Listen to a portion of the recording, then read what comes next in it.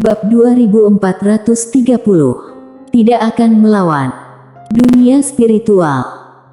Mileye berdiri di sebuah hutan bambu, matanya sedikit tertutup dan memegang pedang biru gaib bersarung di tangan kirinya. Seluruh orangnya tampak tenang. Renungkan hati. Pada saat ini, Mileye sepenuhnya telah memasuki keadaan meditasi, dan segala sesuatu di sekitarnya tampak sunyi. Semuanya menjadi terang. Pada saat ini, Mileye tiba-tiba menepuk ibu jarinya dengan pelan. Bersenandung. Pedang biru gaib terhunus. Dalam sekejap, hutan tempat keberadaan Mileye tumbuh pesat dengan kecepatan yang terlihat dengan mata telanjang. Dalam waktu kurang dari setengah napas, seluruh hutan bambu telah tumbuh ratusan kali lipat.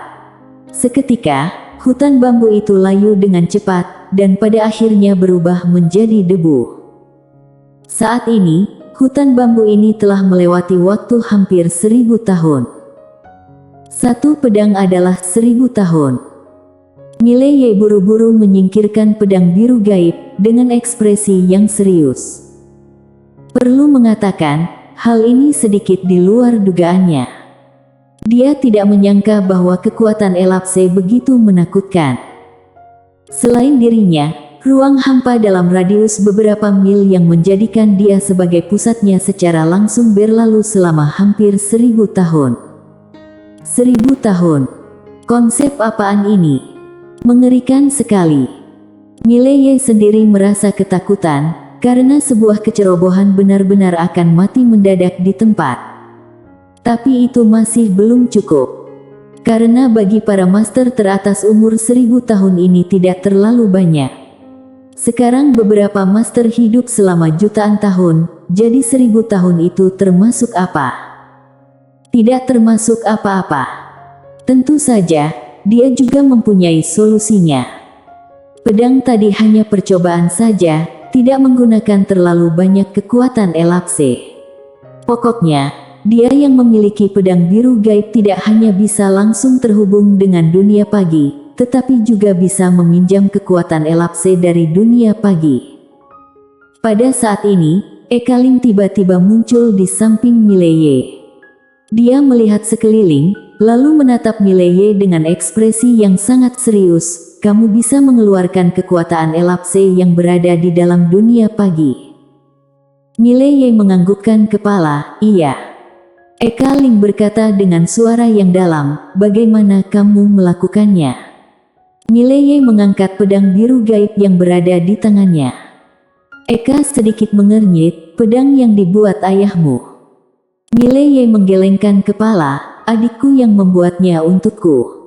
Ekaling menatap Mileye, adik. Mileye menganggukkan kepala, bagaimana?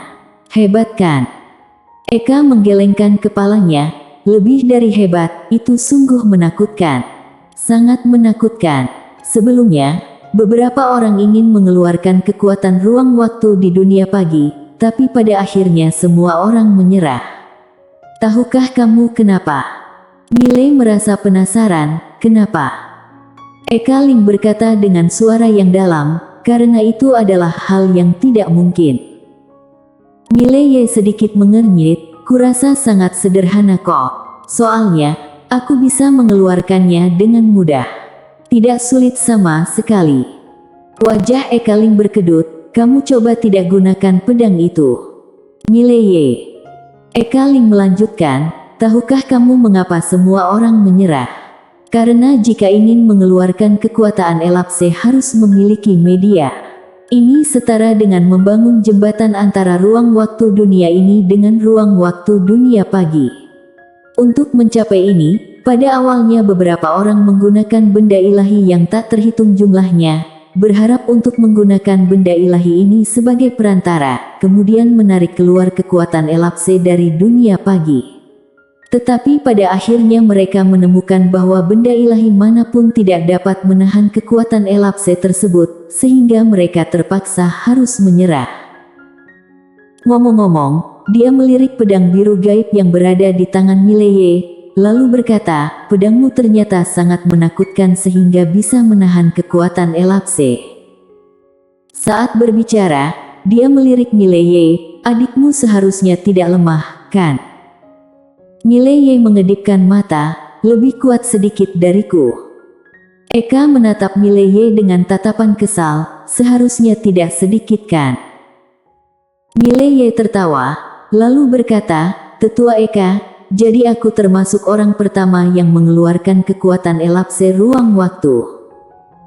Eka Ling menganggukkan kepala, dia menatap pedang biru gaib yang berada di tangan Mileye, berapa banyak kekuatan elapse yang bisa ditahan oleh pedangmu? Mileye melirik pedang biru gaib dan tersenyum simpul, tak terbatas. Tidak terbatas. Eka menatap Mileye dengan serius, tak terbatas. Mileye menganggukkan kepala. Eka Ling menatap Mileye dalam-dalam, kamu akan menjadi tak terkalahkan. Perlu mengatakan, dia sangat terkejut saat ini. Tidak terbatas. Ini maksudnya apa? Berarti Mileye setara dengan membawa seluruh dunia pagi di badannya. Dia juga bisa terus menggunakan kekuatan elapse tanpa henti. Satu pedang dari Mileye menebas, siapa yang bisa menahannya? Walaupun bisa menangkis satu pedang dari Mileye, bagaimana dengan pedang kedua dan ketiga? Perlu diketahui, setiap kali menerima pedang dari Mileye setara dengan bertarung nyawa. Mileye benar-benar sedang mempermainkan nyawa. Semakin memikirkannya, maka semakin menakutkan. Meskipun Mileye yang sekarang bukan alam terobos, tetapi dia jauh lebih menakutkan daripada alam terobos. Mileye tersenyum, lalu berkata, Tetua Eka, aku pergi dulu. Eka Ling sedikit terkejut, pergi. Mileye menganggukkan kepala, jika tinggal di sini, aku khawatir akan melibatkan dunia spiritual. Eka ragu-ragu sejenak, lalu bertanya, mau kemana? Mileye tertawa dan berkata, kamu akan segera mengetahuinya. Setelah selesai berbicara, dia menaiki pedang dan menghilang di tempat. Mileye meninggalkan dunia spiritual, dan seorang tetua berjubah putih muncul di depannya. Tetua berjubah putih itu tersenyum simpul, Tuan Muda Ye, aku adalah Devan Sumeru, ketua klan dunia Sumeru, bisakah kita mengobrol? Mileye tertawa, tentu saja.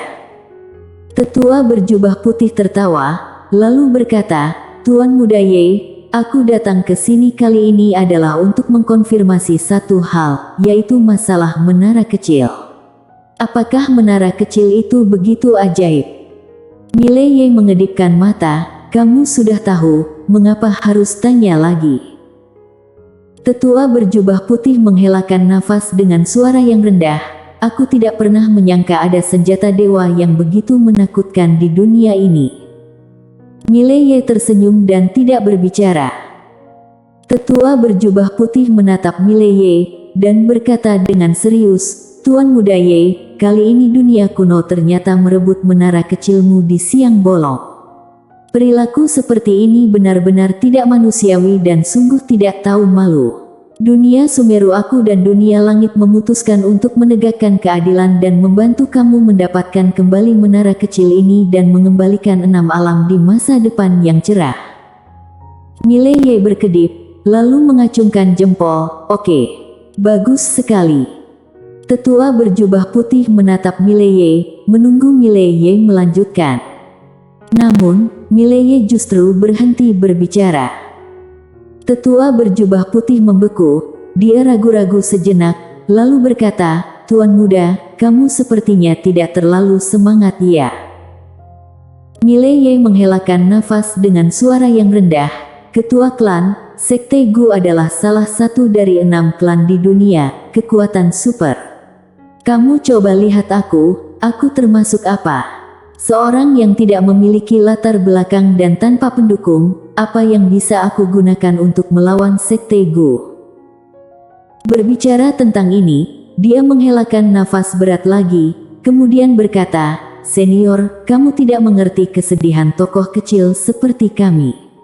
Tokoh kecil seperti kami yang tidak memiliki dukungan dan latar belakang harus mengandalkan diri sendiri untuk segala hal. Hidup kami sangatlah sulit. Devan melirik Mileye, Tuan Muda Ye, kamu tidak terlihat seperti kultivator lepas yang tidak memiliki dukungan dan latar belakang. Mile tersenyum kecut, kamu bahkan tidak tahu bagaimana aku berjalan ke tahap ini. Jika mengatakan terlalu banyak akan menangis. Air mata menetes. Devan mengerutkan kening, mengapa pria ini agak keras kepala. Pada saat ini, Mileye tiba-tiba berkata lagi, Ketua klan, aku tahu maksud kalian dapat gunakan namaku untuk berurusan dengan Sekte Gu, tetapi aku tidak akan pergi melawan Sekte Gu. Tentu saja, meskipun aku turun tangan, berdasarkan kekuatanku juga tidak bisa membantu kalian. Implikasinya adalah kalian pergi memainkan permainan kalian, dan dirinya tidak akan terlibat. Devan berpikir lama, lalu tertawa, tentu saja, kami mengerti maksud Tuan Muda Ye. Namun, kami mungkin harus menggunakan nama Tuan Muda Ye. Bagaimanapun, menara kecil ini adalah milik Tuan Muda Ye. Mileye tiba-tiba berkata, Senior Devan, bagaimana kalau aku menjual menara kecil ini pada kalian dengan harga 5 nadi bintang? Menara kecil. Devan sedikit mengernyit, jual kami. Mileye menganggukkan kepala, iya. Jual kalian. Devan menatap Mileye, sepertinya menara kecil itu tidak ada di tanganmu. Mileye berkata dengan serius, Senior, jika kalian bersedia memberikan 5 nadi bintang, maka aku akan menjual menara kecil itu pada kalian. Singkatnya adalah menara kecil itu menjadi milik kalian secara sah. Dengan cara ini, ketika kalian melawan Sekte Gu, kalian merupakan pihak yang benar. Dan ketika kalian menyuruh anggota klan kalian untuk bertarung nyawa, mereka pun lebih rela. Karena orang-orang klan kalian akan berpikir, ini seharusnya milik klan Sumeru kita. Beraninya Sekte Gu merebut barang dari klan Sumeru kita. Berbicara tentang ini, dia tersenyum dan berkata, Senior, menurutmu 5 nadi bintang ini sepadan tak? Devan melirik Mile, kemudian tersenyum, Tuan Muda, perkataan kamu sangat benar. Metode ini sangat bagus. Mileye tersenyum dan berkata, kalau begitu, nadi bintang itu. Devan mengedipkan mata, Tuan Muda, kurasa kamu bisa mendengarkan pendapatku terlebih dahulu. Jika kami memberitahu orang dunia, Tuan Muda Ye adalah orang dari dunia Sumeru aku, bukankah hal itu lebih resmi? Dan jika kamu mati mendadak, dunia Sumeru kami akan mengatakan bahwa kamu dibunuh oleh Sekte Gu. Bukankah hal itu lebih baik? Mileye tersenyum dan berkata, oke, sangat bagus. Devan menatap Mile dengan senyuman di wajahnya, tetapi aura yang kuat mengunci Mileye secara langsung. Mileye tersenyum, lalu berkata, Senior, jika menurutmu 5 nadi bintang terlalu mahal, maka bunuh saja. Aku tidak akan melawan. Devan sedikit mengernyit. Tidak akan melawan. Mileye tampak tenang, dengan senyuman di wajahnya. Devan terdiam. Pemuda di depannya tampak percaya diri. Mengapa lawan begitu percaya diri?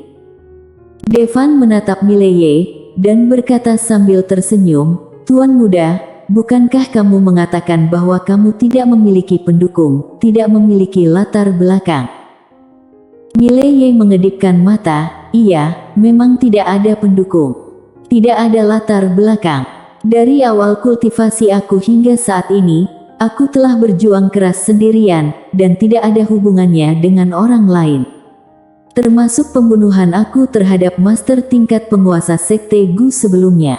Kekuatan itu semua aku latih sendiri, tidak bergantung pada anggota keluarga dan juga tidak bergantung pada guru. Benar-benar digarap dan diperoleh melalui kerja keras sendiri. Devan menatap Mileye dan tidak berbicara. Mileye melanjutkan, Senior, Kamu benar-benar tidak perlu khawatir tentang apapun, aku hanya seorang penyendiri. Jika kamu membunuhku, klan Sumeru juga tidak akan menyinggung kekuatan misterius lainnya. Jangan khawatir, bunuhlah aku tidak akan melawan. Devan bersambung.